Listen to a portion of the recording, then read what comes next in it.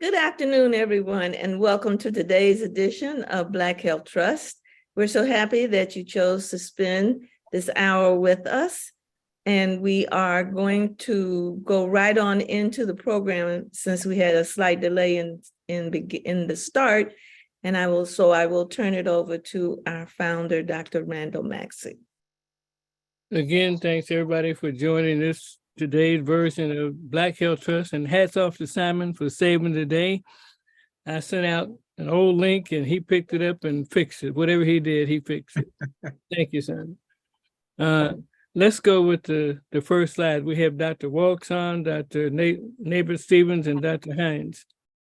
Let's go with the first slide. And we're going to try to discuss some things that we don't discuss all the time, and then we'll end up with some of the stuff we always discuss. Knowledge. You put those first slides. Can you put the slides up, Simon? Give me just a quick second. Because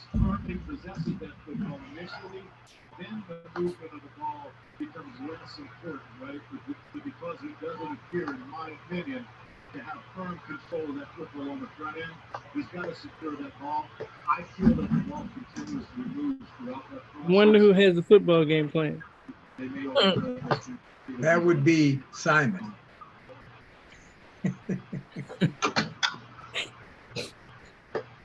Simon, you got busted.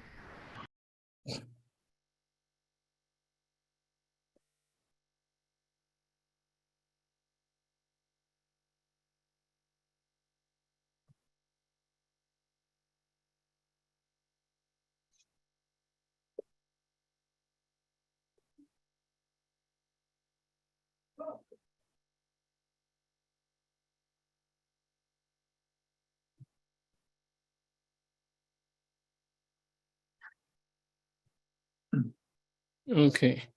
Go to the next slide, Simon. Starts with health insurance. So, Dr. Nabors-Stevens, maybe you could start on this slide. This is sort of your area. All right. Health insurance issues. High deductible health plans, that's what HDHP stands for, were created to lower insurance premiums and promote cost savings by limiting low-value care. Their implementation has adversely affected health outcomes in patients with diabetes. High deductible health plan enrollees may be rationing or foregoing necessary care, which is detrimental to their health and ultimately increases the morbidity, mortality, and cost associated with diabetes. I think there are at least 2 slides with this, if not 3.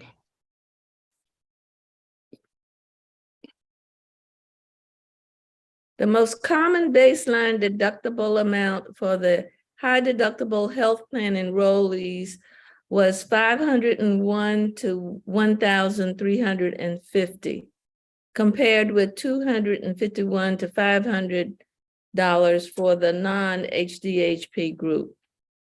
No significant difference between the groups as to which glucose-lowering medications were prescribed. More than half of the patients in both groups were on metformin, and about a quarter were on sulfonylureas. Less than 10% were on GLP-1 receptor agonist, and less than 5% were on an SGLT2 inhibitor. I think there's one more. Greater chance of diabetes complication with high deductible plan. Especially true for hyperglycemia or hypoglycemic related hospital visits, a NIDDK funded study showed. National Institute of Diabetes, Digestion and kidney disease. Thank you. This raised concerns about rationing of what patients may perceive to be elective care if patients with low income experience severe hypoglycemia or hyperglycemia requiring emergency department and hospital care, but then forego ambulatory care to improve their glycemic control. HDHP appeared even worse when it came to hyperglycemic episodes. The switch to HDHP was associated with a 25% higher risk for at least one hyperglycemia-related emergency department visit or hospitalization, marked by a steady 5% increase in the odds each year of high deductible health plan. So what I wanted to discuss about this was, first of all, is it seems to be aimed. Is there one more slide in this series, Simon? No. Well, we can add this to it, but it seems that everybody wants to save money, but they also mentioned low value ambulatory care. So the relative value that doctors get paid for changing medicine, et cetera, is considered low value. But the real thing is when people want to save money and not have a high deductible or not have a high copay, they say, well, I went to the ER, which is the emergency department, the ED, but I'm not going to spend money getting my glucose correct. And that leads to problems of not only hypo or hyperglycemia, but problems of heart disease, heart failure, kidney failure, et cetera. And it seems to be aimed particularly at communities of color. We might as well do the one on delayed cancer treatment because it's somewhat the same. And this says that there's a racial study of race and ethnic minority groups most likely to have delayed cancer treatment after they have a COVID-19. So it says that older patients who receive cancer treatment less frequently during the pandemic, as did patients covered by Medicaid. Go to the next slide, Simon. You know, Randall, I think there's an awful lot that needs to be unpacked here. Oh yeah, there's a lot. But and to Dr. Neighbor-Stevens' point, before we move further into the delayed cancer treatment, maybe we could take a moment to just talk briefly about the highlights of how high deductible health plans work. Because if you don't have one, you may not really realize what's the incentive to choose one, right? Versus, because we've said that they get lower outcomes, but that's part of the way they are incentivized. Go back, Simon. And we need to talk about whether we're talking about commercial or Medicare health plans. There is no high deductible health plan in Medicaid. Right. So since we've taken this moment, high deductible health plans are plans where you actually you have health insurance, and oftentimes they are chosen by people who want to pay lower monthly premiums. In return for your lower monthly premiums, you agree to pay a higher percentage, a higher amount towards your out-of-pocket expenses should you engage with non-preventative healthcare services. So for example, if you have a high deductible health plan and you go see your doctor as an adult, you go see your doctor for a wellness visit, you're not going to have an out-of-pocket cost for that because it's a preventative service.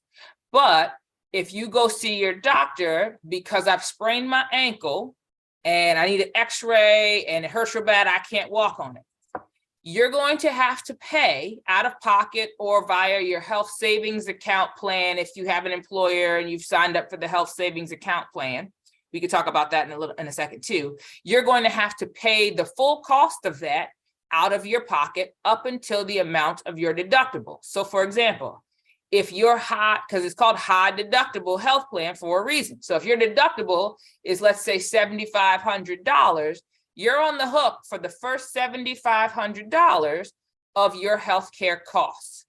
So some people will choose to avoid engaging in the healthcare system for non-preventative services because they don't feel like they have, or they may not actually have, the amount to cover the high deductible. So as I said before, I've sprained my ankle, right? If I go see my doctor for my ankle sprain, I'm going to pay the full cost for the doctor visit, for the x-ray and all the other services that come as a part of that, when you do that up until the time that your deductible is met.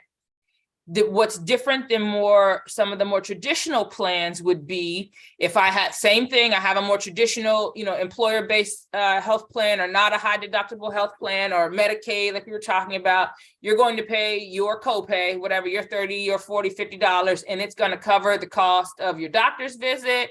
You're going to pay your portion of whatever, the x-ray fee is, your $20, $30 of your x-ray fee, as opposed to the entirety of the fee.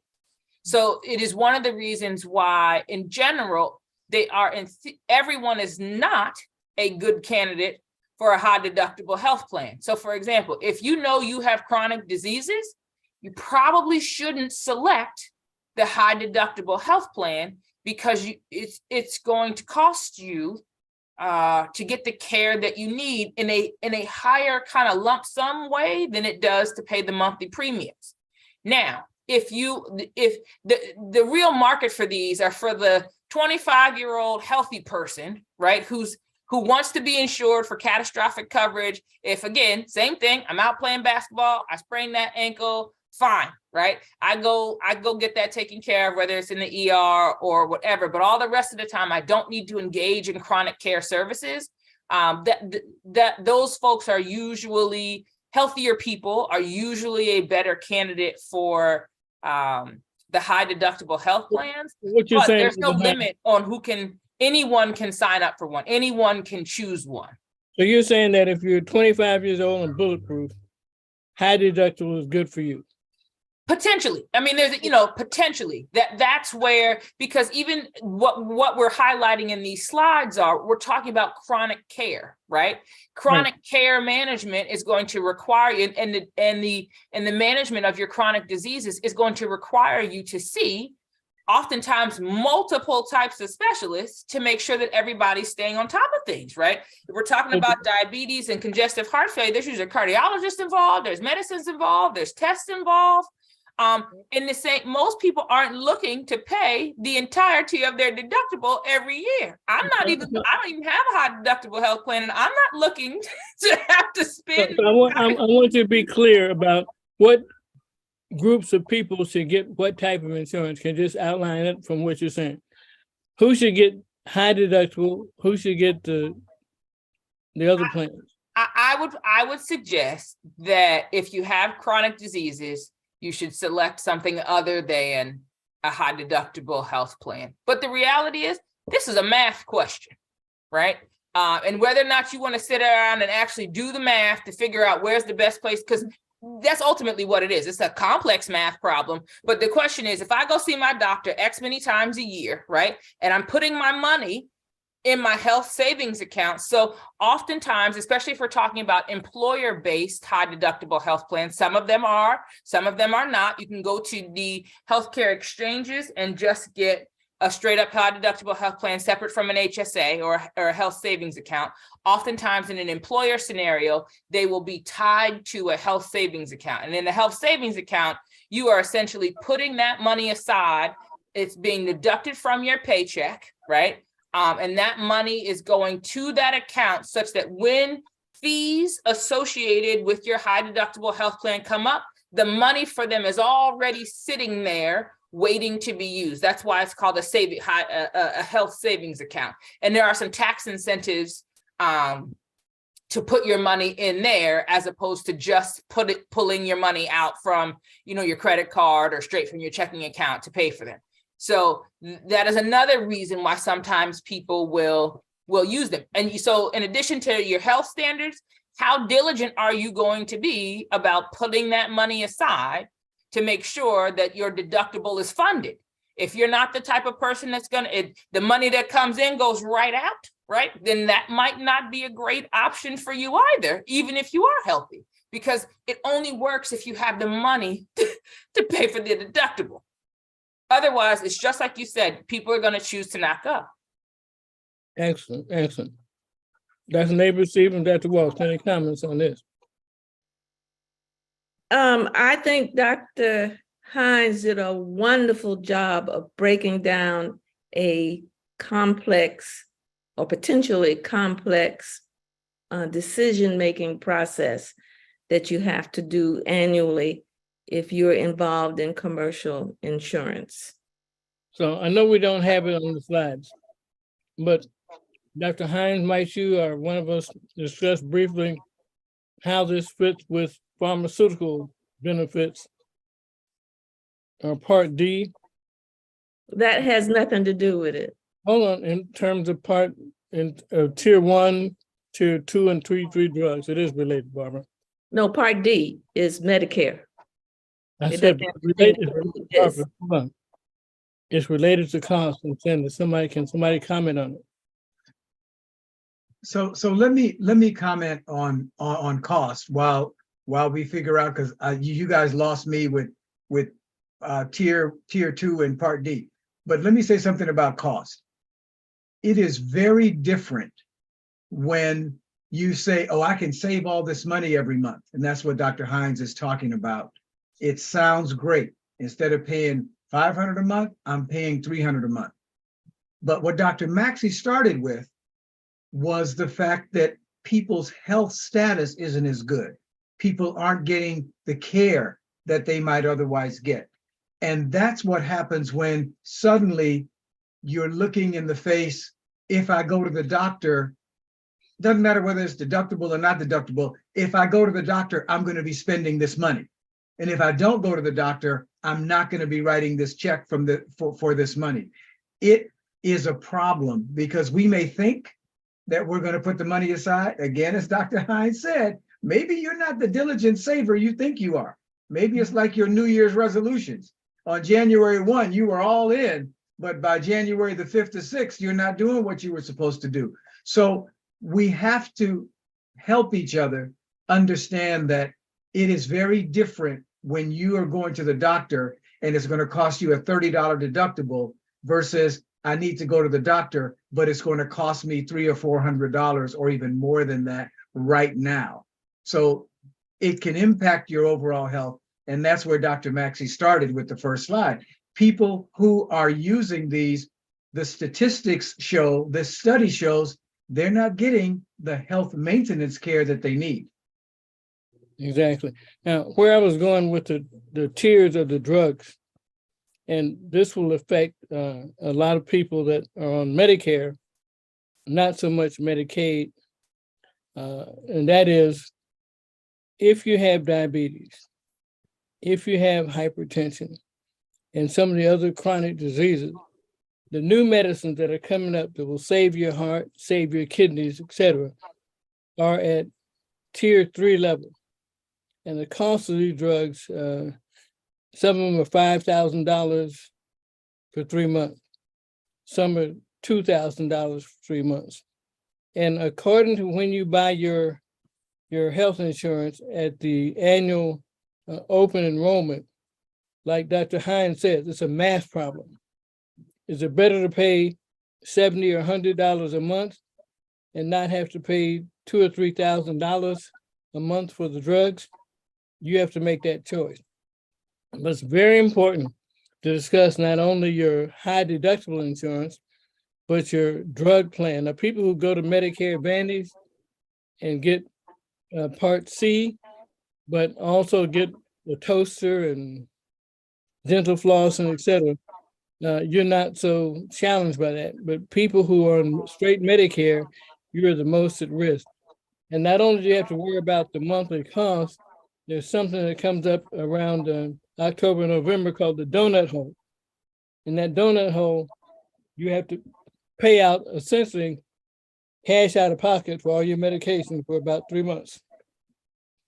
So it's important that you be knowledgeable and that your insurance agent or broker discusses these things in detail with you, because you'll find yourself, are you going to pay your rent? Or are you going to pay for your medication? So it's very important not to let this go by. It's very important. You can't miss your medicine for diabetes or hypertension or some of the other conditions for 3 months because you can't afford to pay for it. That was the purpose of this.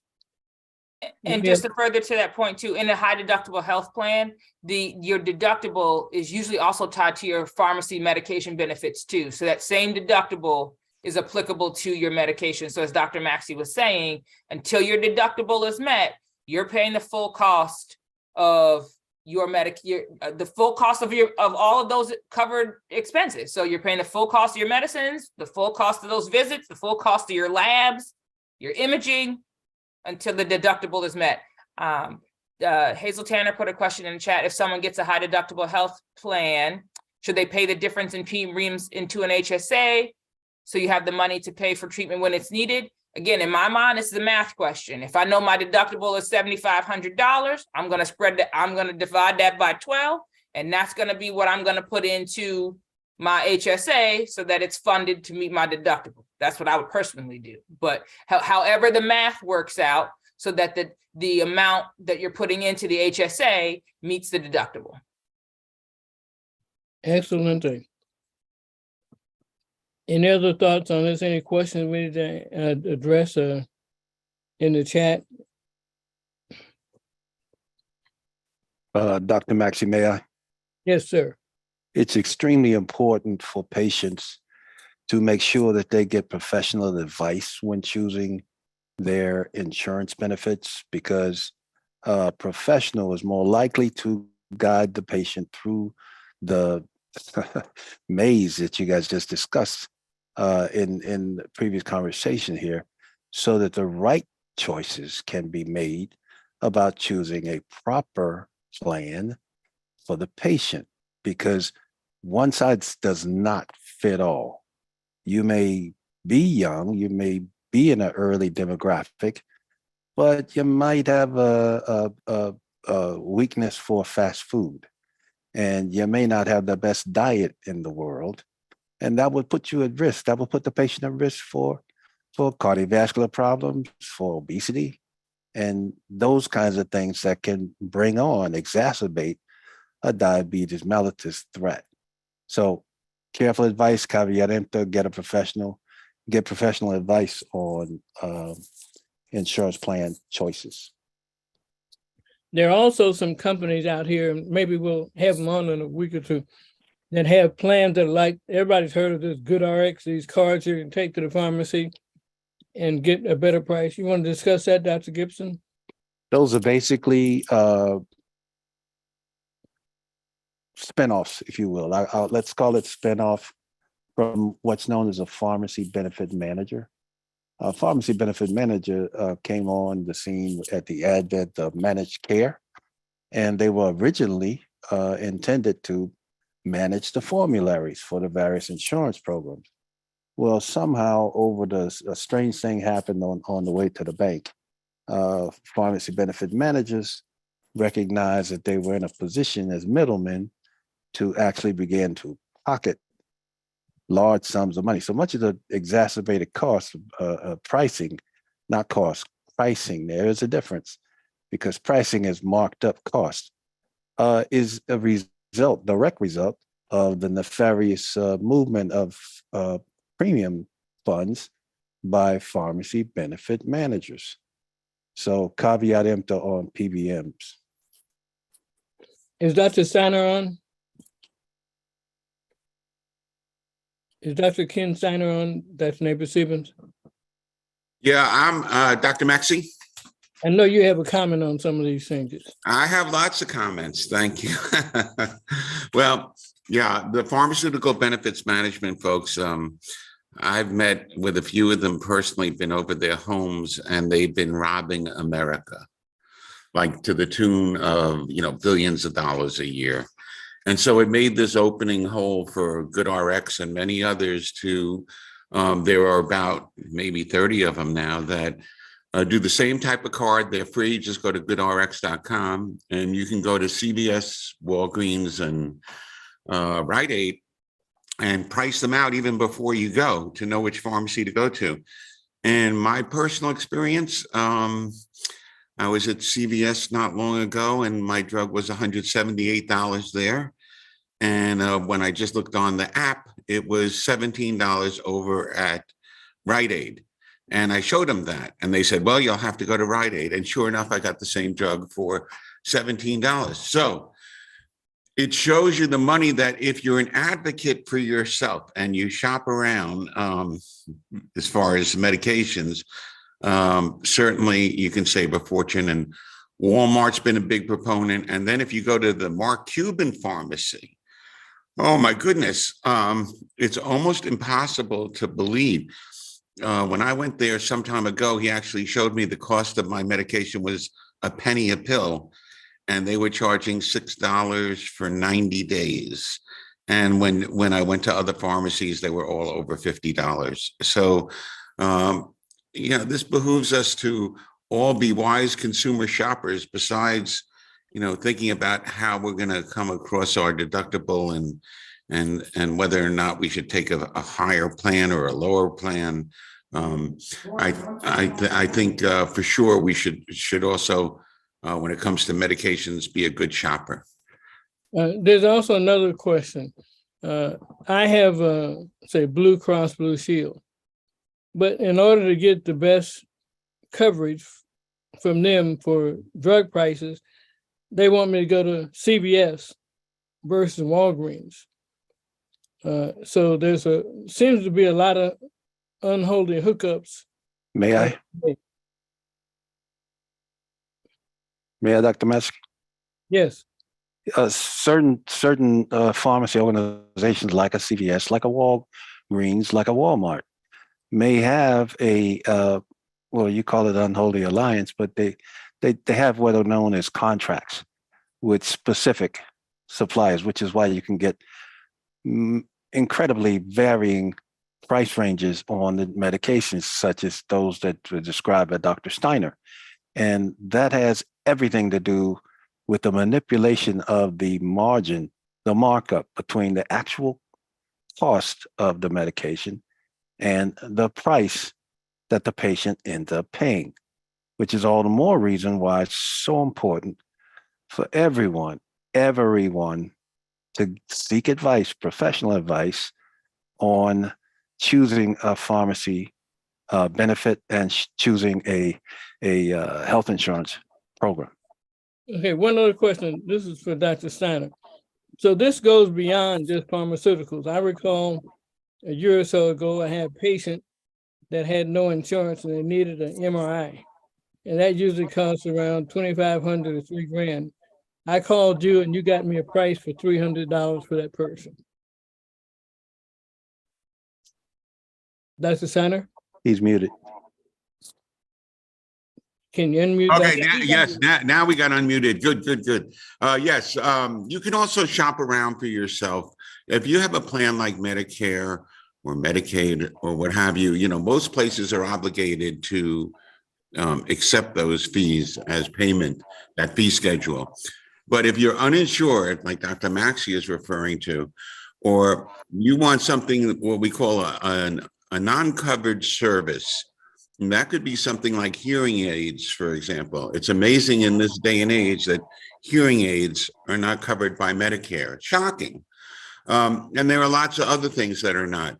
So you need to shop around for yourself. Now, we had a site called Self Pay Medical, which right now is having funding problems to continue. But we found, for example, that the best place to get the value for hearing aids is Costco. But you can shop these prices now online. There's more transparency. In the past year, hospitals by law have to show their pricing. So whether you have insurance or not, you can ask them in advance, or you can look it up on their website, and you should be able to find your own costs prior to you going in, or at least a cost range that's very, very close. And this is a law that if they don't comply, they get fined millions of dollars a year. Let me just say that for some hospitals, the $1 million a year is lost in just a couple of hours of operation, maybe one. So it doesn't matter to them to comply or not to comply. But as I'm speaking to you, about 80% of the hospitals are complying.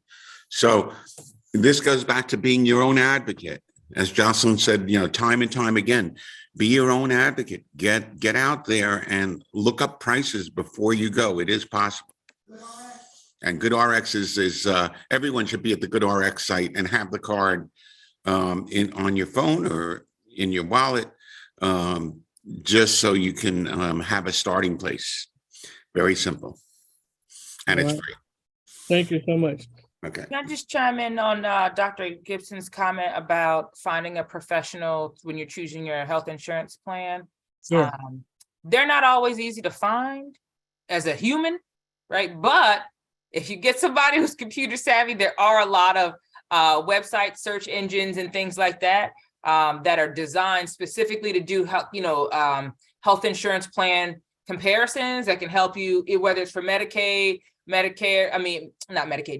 or commercial, well, Medicaid too, even, so that you can line up and compare what the health plans are offering compared to your needs and what your needs are, or even sometimes what you anticipate your needs are going to be. So for example, if you have a surgery coming up, right, you may want to choose a different plan in 2020, let's say if I was choosing in 2023, I might want to choose a different plan than I might choose in another year because of the way my hospital or ancillary or outpatient surgery center benefits are covered, that type of thing. So it's hard sometimes to find people who do that.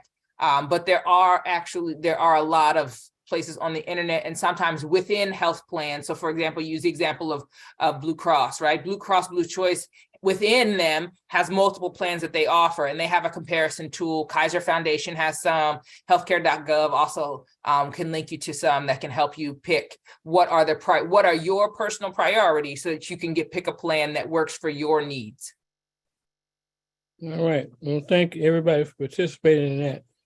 If there are no other questions or comments on these set of slides, let's go to the next slide on cancer.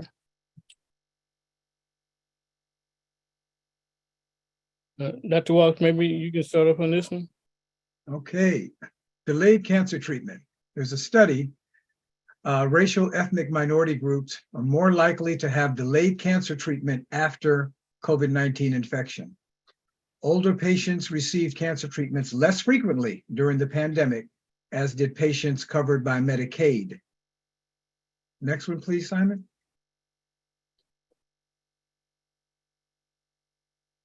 Second slide on delayed cancer treatments. Black patients appear to have been most affected, having a 37% greater likelihood of delayed or discontinued treatment and pharmacology. The findings also show that Hispanic patients had a 17% increased likelihood of delay or discontinuation compared to non-Hispanic white people. The results further suggest that geography and area level SDOH were associated with delayed or discontinued treatment. This is consistent with the understanding that residents of socioeconomically disadvantaged areas are more likely to experience various forms of health inequities or inequalities, independent of individual level factors associated with those outcomes. So is this a form of redlining? If it ain't in your neighborhood, it ain't in your neighborhood, Dr. Maxey. Yeah. SDOH, just to level set, stands for social determinants of health. And those are social things that have a greater impact on your healthcare outcomes than previously we've given credit to. That's going to be things like housing stability, food stability, or instability, transportation, job security, literacy, language barriers, those kinds of. Do you live in a community that is where you can exercise or is walkable versus where it's dangerous to be outside? All of those things are examples of things that are in the social determinants of health. Yeah, the reason I brought up redlining because it's not shown to be about the individual qualifications, but shown to be, like Dr. Hines says, the neighborhood. And that has to do with real estate and redlining, where banks will work, where businesses are, and the social determinants of health are geographically. So we have to reach out beyond what we do. The other message here is that you can't delay cancer treatment. You can't delay cancer diagnosis just because there's a pandemic. You have to keep your health surveillance up at all times, and we need to encourage that to our patients. I had a patient who has some pretty serious problems. It was raining, and she didn't want to come out the house, but it was important that she do. So we have to be convincing to our patients why they can't delay or skip their treatments unnecessarily or make other arrangements. That's very important. Is there another I slide? didn't get that. Could you try again? No, that's Siri. Is there another slide in this series, Simon? That Okay, was it. I found this on the web for Is There Another Site in a Series of Salmon? Siri, Check it out. Siri, please be quiet. Okay. I wanted to make a comment on the delayed cancer treatment. It's not just delayed cancer treatment. More and more studies are coming out showing that there was delayed access to non-emergent care across the board during the pandemic. And as a result, there are now statistics being released indicating that we have gone backwards in terms of some of the advances made in decreasing certain cancers that could be dealt with at the early stage. Number one on that list, I believe, if I remember correctly, was cervical cancer. Women stopped going in for their well woman visits, and so more cervical cancers were undetected until a later stage than we have been experiencing prior to the pandemic. So it's just another example of how you can't delay or skip these preventive visits. Excellent, excellent. Let's go to the next set.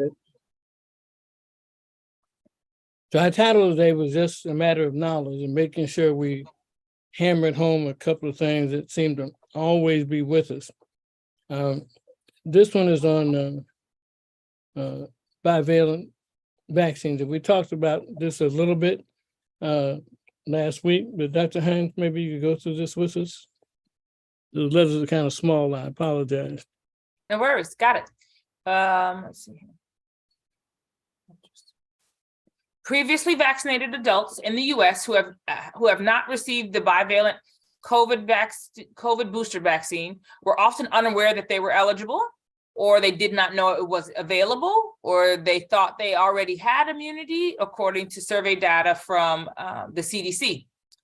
And in addition, of more than 1,100 respondents who had received at least 2 prior doses and responded to a survey in early November 2022, 62% had not received the bivalent booster.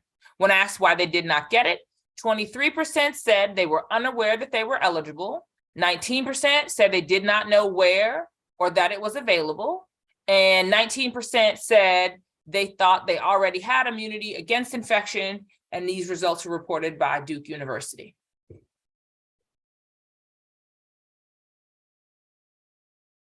Why did this so bivalent vaccine imprinting? Why did the strategy for increasing BA4 and BA5 neutralizing antibodies with a bivalent vaccine fail? So just as a reminder, BA4 and BA5 were some of the variants that were prominent in the not so recent past. And it's the most likely explanation for the failure is what's called imprinting. The immune systems of people immunized with the bivalent vaccine were primed to respond to the ancestral strains of SARS-CoV-2, and they therefore probably responded to epitopes shared by BA4 and BA5 and the ancestral strain, rather than to new epitopes on BA4 or BA5. So I think there's one more slide in this. we want to. Okay, epitopes. All right, good. So epitopes. Epitopes are a molecular region on the surface of an antigen. Yep, I'll get to ancestral too. A molecular region on the surface of an antigen capable of eliciting an immune response and of combining with the specific antibody produced by such a response, called also determinant or antigenic determinants. So if we go, is there another definition there? Yeah, there's one more. Okay, explaining imprinting. And then I'm gonna suggest we go back to the slide where we use these, and then we can translate. Imprinting is the thought is intended to show whether the shot selectively boosted antibodies to, for example, flu strains the mice had in their immune memories, a phenomenon called imprinting. Researchers wanted to see if the vaccine could override a phenomenon known as original antigenic sin, which is sometimes called imprinting. Could we go back to, I think, the first slide or the second slide and explain, because, you know, this is going into the internet and will be around forever, the slide where it said that the bivalent vaccine failed. I want us to be very clear in what we're saying about that. That's So, which I think that's the second one. Yep, that's it. Why So- did the strategy for increasing BA4 and BA5 neutralizing antibodies with a bivalent vaccine fail? I think we need to. The question is, this was presented last week as an opinion by Dr. Paul Offit, and that it was saying that we thought that this vaccine would be much more powerful and elicit a more robust response to the new stuff. However, it didn't. So he had suggested, are we wasting our vaccines and time by immunizing asymptomatic young people who are not at risk, or should we concentrate on giving the bivalent vaccine to older people who have health risks? And that, so it didn't fail, but it was less than successful at what it did in getting a neutralizing level, because instead of reacting to the new stuff, it was reacting to the ancestral strains. Dr. Maxey, I'll see you on that one and raise you that this whole planning of the strategy could be immensely enhanced by doing population level assessment of the availability of infection. By that, I mean testing wastewater for the presence of the virus. You're right. You're right. Good point. Dr. Hines, anything else on this? No, I was just going to, you know, just reiterate the definition of imprinting in the context of this slide. And essentially, it is what I would read it to say is, you know, the BA4 and the BA5 are the newer versions. And when it says ancestral strains of SARS-CoV-2, they're talking about, you know, the Omicron, the versions that were out, you know, earlier, the alphas and the betas that were out earlier. And essentially, the vaccination strategy, which is what's referenced in bullet number 1, did not get the response for the BA4s and the BA5s that we thought, and instead just kind of emphasize what would have been effective for some of the earlier strains of COVID as opposed to some of the newer strains of COVID. Excellent. So let me add, Dr. Maxey, I remember us talking about this last week and going through some of it. And what I think I remember, and you can correct me if I'm wrong, is that the concern was that there was somewhere around 25% or so efficacy, and folks wanted there to be more efficacy. And so if the question is, should we be targeting elderly folks as opposed to giving the vaccination to younger people, I think that's a relevant question if we don't have enough vaccine. And so we're not giving it to the elderly folks because we're giving it to the younger folks, and that's wrong. I don't think that's a question at all. The question is that people aren't taking the vaccine, young or old. So this whole thing about should we be targeting the older folks, and I think it's just it's sort of a wasted argument, because we are not out of vaccine. We are not struggling to find enough vaccine to vaccinate the elderly. And the last time I checked, 25% was better than no percent. If I don't have any money and I find a quarter, I'm 25 cents richer. So a lot of these things that people are focusing on, a lot of these things that are on the internet about, well, here's a reason not to do this, and here's a reason not to do that. There's still a recommendation that folks do get the bivalent booster. There's still some advantage to having the bivalent booster. And so a lot of these other discussions about what's not working, and I look at them and I go, wow, here is more confusion that folks are just tossing out for people to try to work their way through. The vaccines are recommended, the vaccines do have a benefit, and I'm fine with that. For me personally, that's where I sit. So the message that I hear from you, Dr. Walsh, loud and clear, is that we should try to get as many people vaccinated as possible. Even if it's not 90% efficient, it's at least 30% efficient.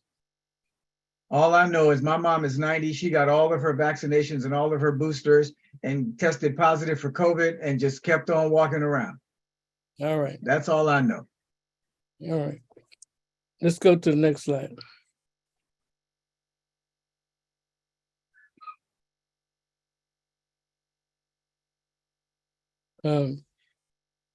Either anybody want to take this one for me? All right, I'll take the Paxlovid. In high-risk patients, this oral drug combination reduced hospitalization or death by almost 90%. You can read that again. In high-risk patients, this oral drug combination reduced hospitalization or death by almost 90%. The oral antiviral, you guys can read the name as well as I can. We're talking about Paxlovid. Inhibits a SARS-CoV-2 protease that is crucial for viral replication. It is given along with ritonavir, another component of the Paxlovid. Thank you, Dr. Gibson, for helping me. An HIV drug that boosts levels to a therapeutic range by inhibiting CYP3A4. Results of a manufacturer-sponsored trial that led the FDA to authorize the Paxlovid have been published. So the reason I put this in here, we've had some criticism, people saying, well, people relapse. The way you give this drug, you give them 5 days, and I give 2 prescriptions. I say, if you get another positive test, take another 5-day course. And I've had nobody fail after the second dose. It's an antiviral. And there are 2 doses. There's one that, and Dr. Gibson, you can comment on this, there's a 150 milligram dose and a 300 milligram dose or something like that. And you give the reduced dose if they have kidney failure or something like that. But give the other dose, but give 2 prescriptions. And that way they have no reason to go back out. But if you test positive again, or if you break through, you take that second dose of Paxlovid.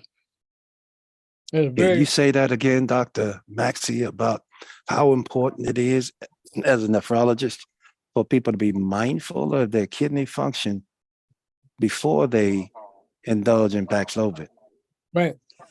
So you should not just get this over the internet by a person from Romans or something who you can call up and tell them what you should go to your primary care doctor, which everybody should have, or somebody who knows your history or can get your history and know about your kidney function.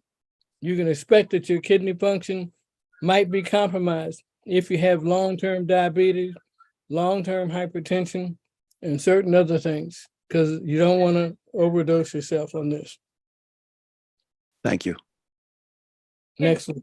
So before we move off the Paxlovid side, can we just talk about, especially Dr. Gibson, you might be a good resource to chime in here too, on some of the controversy around Paxlovid, because there has been discussion about, whether or not it's useful. Anecdotal story, my 78-year-old father, who is every high risk category, got COVID. His PCP did not want to give him Paxlovid. Why don't you go to the next slide first? Okay.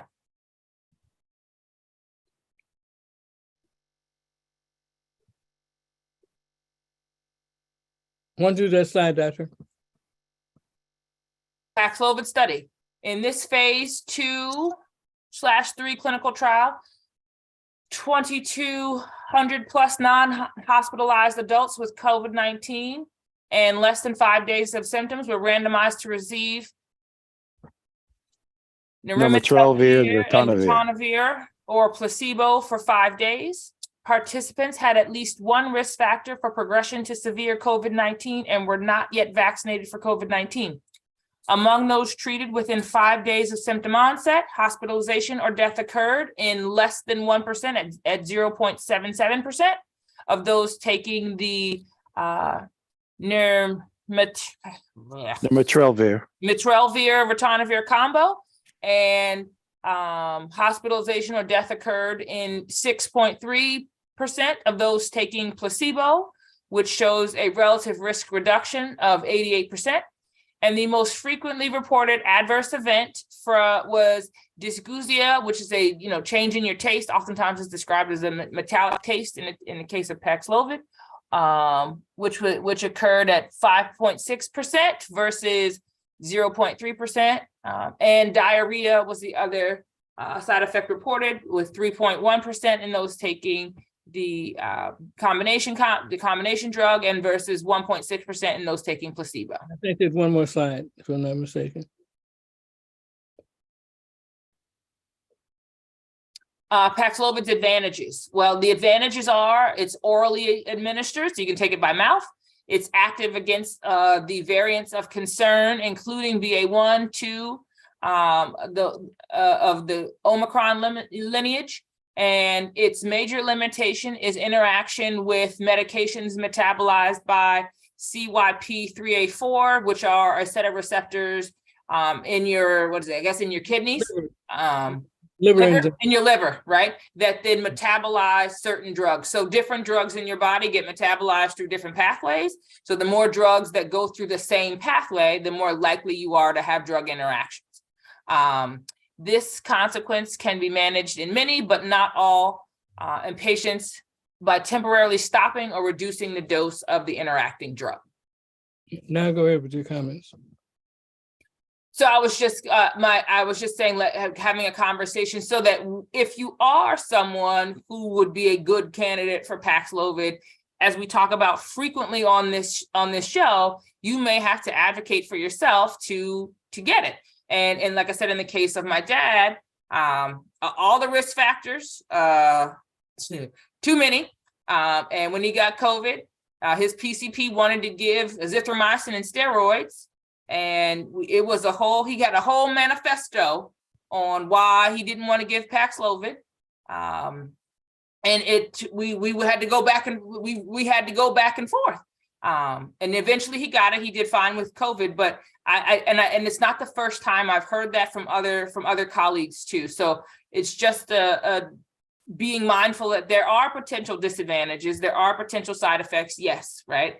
But being clear on what's the standard of care in 2023, and that you may have to advocate for it. One other thing that I think should be mentioned is that I understood perfectly, and to your credit, Dr. Hines, when you mentioned it may be difficult to find professional help, but maybe only as difficult as it is to find a community pharmacy, because the person that is dispensing the medication at that location is probably pretty well versed in the subjects we're discussing today. Okay, so it doesn't have to be a doctor, right? Well, it would be preferable, but in the worst case scenario, or best case scenario, pick your poison. It could be your local pharmacist. Is that on a state by state level though? Well, whether or not yes, the laws, to your credit, yes, the laws do vary from state to state. And that's why it's so important for patients to talk to a professional, because it's not going to be the same everywhere. People that are listening to us talking right now in various parts of the country are under differing guidelines. So that's why it is important to talk to, if you can't get to a insurance professional, talk to your pharmacist, because they have to deal with insurance and be current on the insurance limitations, because that's how they make, keep the lights on. So Dr. Jordan, who I've missed the last few weeks, is with us and has his hand raised. And I know Dr. Jordan, part of whatever he's going to say includes people need to have their own primary care doctor. Because a lot of what we're talking about now, we always say, go see your doctor. Go ahead, Dr. Jordan, let him have it. Yes, people need to have their own. And if you don't get what you want, go change it. There you go. The CYP, that's the cytochrome system. And then all the medicine that we take are metabolized through different systems in the liver. And depending on the system, it may make it faster or slower. Now, most patients taking TB meds is metabolized through the CYP3A system. Now, if you were taking it for a long time, that becomes a problem. But to me, with just 5 days, it didn't matter to me. But I wanted my patients to take it. Now, if a physician refuses to give my mother medicine, I'm changing pharmacy, I'm changing physician, period. I think it's important that we have people treating. I have one of my best friends from medical school, one of my very best friends. He has treated 5,000 people in Banning area with azithromycin, and then he's gone all over the world now, speaking on this and hydroxychloroquine, etc. And most of the patients whom he has treated has done very well. Some have not, based on how healthy people are. But I think we have enough science now to be able to maneuver within a certain system. And yes, I think we need to encourage people to have a primary care doctor. And if the primary care don't know certain things, we're here to help them. But this isn't going to go away. So we've got to stay conscious about this and call a spade, if you want to say it, in terms of what we do. But I think it's important. And Dr. Mack said, where is my oxygen?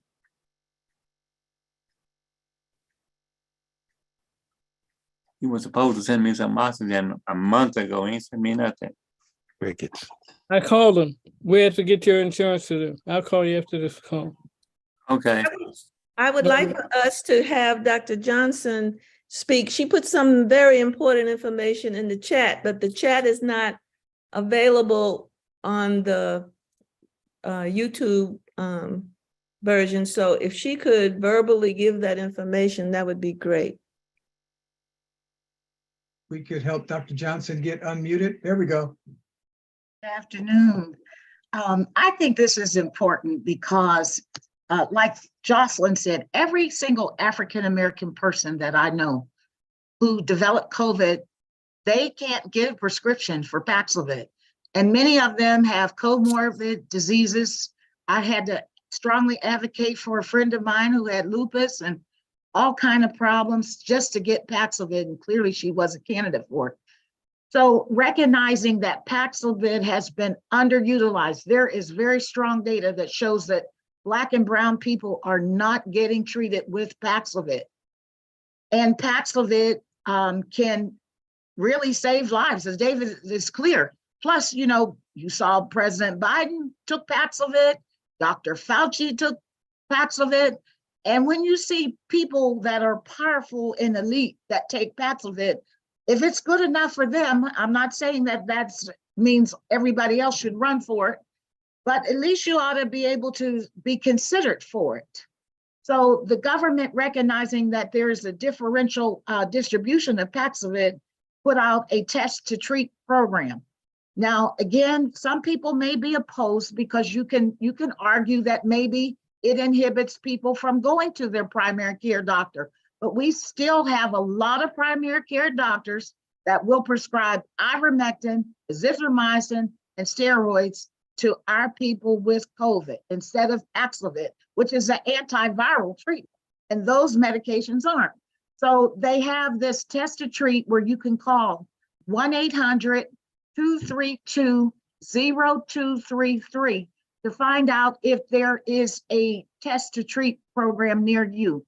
You can also Google test to treat on the web, on the internet, and there is a website link where you can put in your zip code and see where the nearest test to treat centers are near you.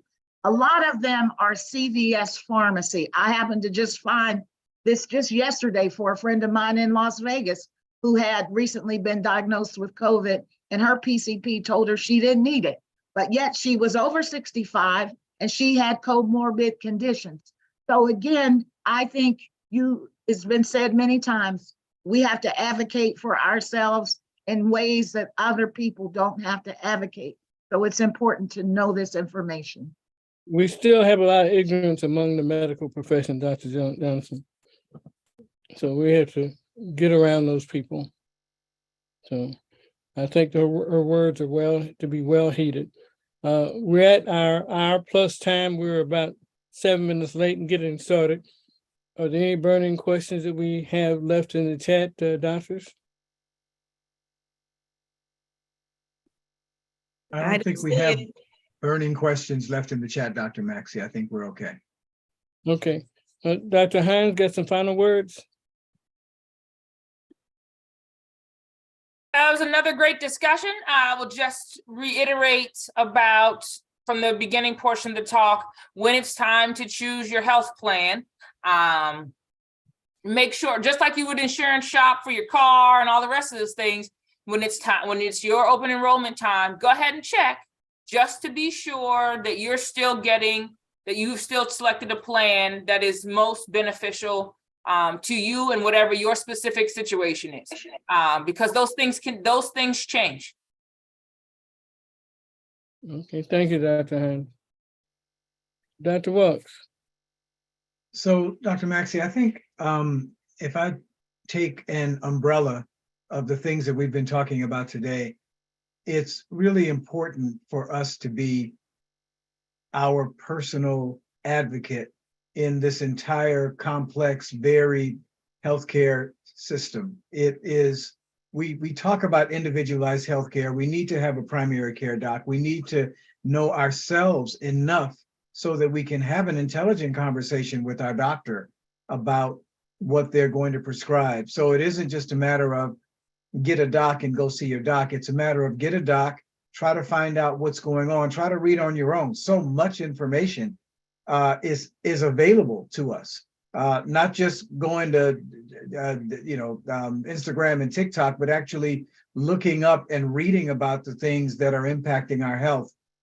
It is absolutely reasonable for any of us to be able to learn enough to have a conversation with our doctor about what our doctor is going to recommend for us and what we should expect that recommendation to result in. How do I know if something is working? How do I, what am I going to be able to expect so I know that I'm getting better or I'm not getting better? So I think that is so important you're speaking to now. We shouldn't just dumbly hold out our arm to the doctor, say, give me whatever you want.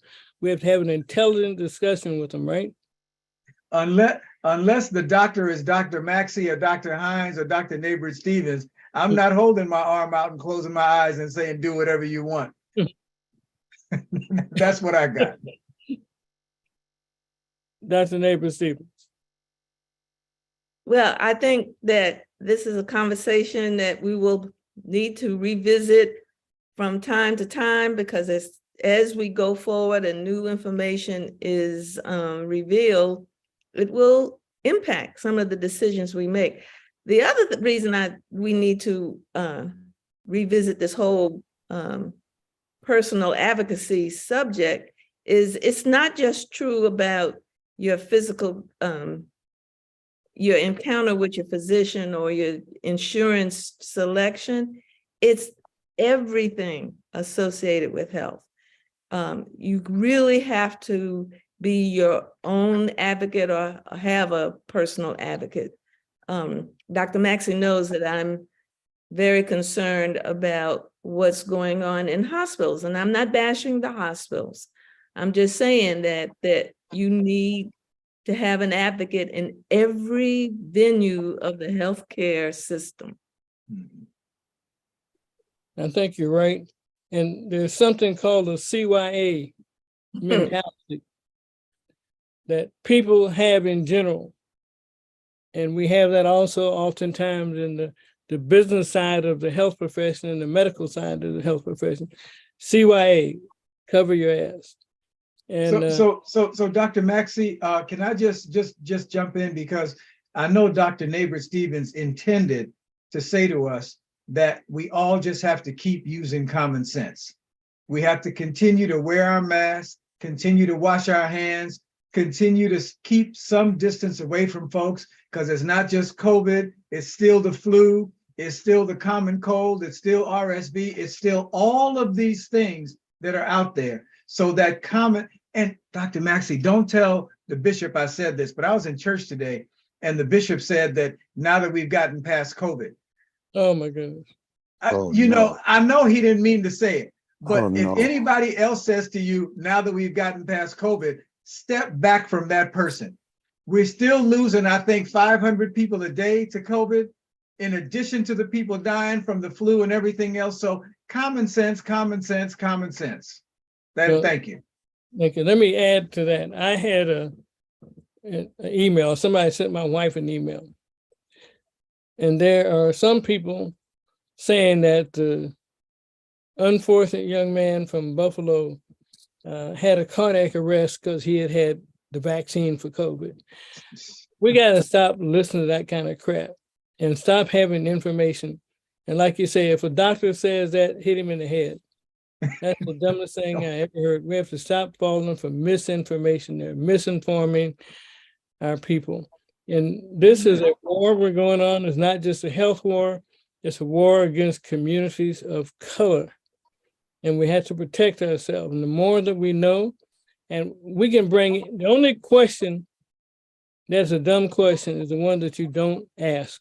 So if you have any question about anything we're saying, anything we're presenting, you can question us and we'll try our best to explain it.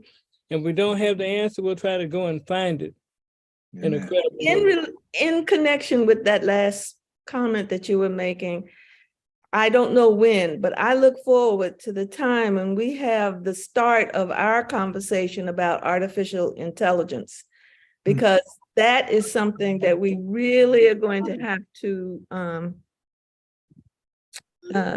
understand in order to manage it. And it's going to be something that is definitely going to have to be managed. Well, there's I something think we started earlier when Dr. Maxey was fighting with Siri earlier in the program. Yeah, there's a program called OpenAI, and it's a wonderful program and needs to be sophisticated, but it's got algorithms for medicine and health, and some of them are wrong and some of them are right. So you can't just let it go unbridled. So Barbara is very timely with that discussion. And one of our discussions that we have coming up on February what's the last Sunday in February? Is that the 28th, 29th or something like that? Anybody know? 26. Okay, so our presenter is going to be Dr. Tony Brown, who's an MD. He's a PhD in neuroscience, and he's a pastor as well, and he works with AI. And we're going to have him and Motley discuss artificial intelligence. And with that, everybody have a great Sunday. Enjoy the rest of your day. Dr. Walks, what time is dinner? Soon, Dr. Maxey, soon. Have a good day, everybody. Thank you, Dr. Neighbor-Stevens. And Good day, everyone. Bye. Thank you, Simon, for your miracles.